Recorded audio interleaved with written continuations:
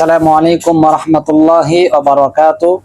বগুড়া থেকে আব্দুল গফফার সাহেব জিজ্ঞেস করেছেন, হুজুর, চেয়ারে বসে নামাজ পড়া যাবে কিনা বিষয়টি বিস্তারিতভাবে জানালে উপকৃত হতাম। মাশাআল্লাহ ভাই, অনেক সুন্দর একটি প্রশ্ন করেছেন। হামিদাও ওয়া মুসাল্লিয়াও ওয়া মুসাল্লিমা আম্মা বাদ। ভাইয়ের প্রশ্নের উত্তর হলো,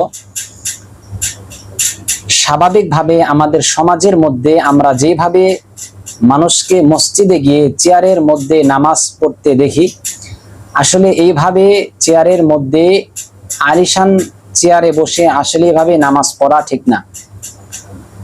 কারণ চেয়ারে বসে নামাজ পড়ার জন্য যেই রকম দুর্বলতা এবং অক্ষমতা হতে হয়, সেই পর্যায়ের মানুষ আমাদের সমাজে খুবই কম।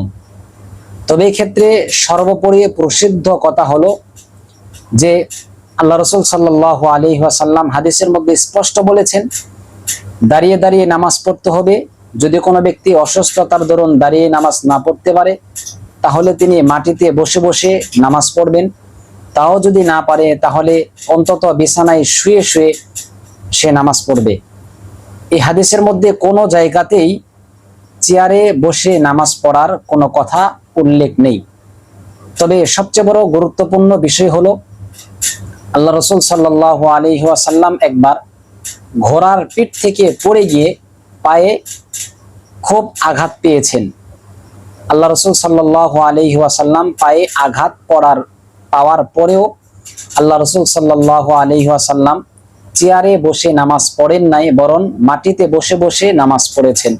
অথচ সেই সময়ে মসজিদের মধ্যে চেয়ার বিদ্যমান ছিল।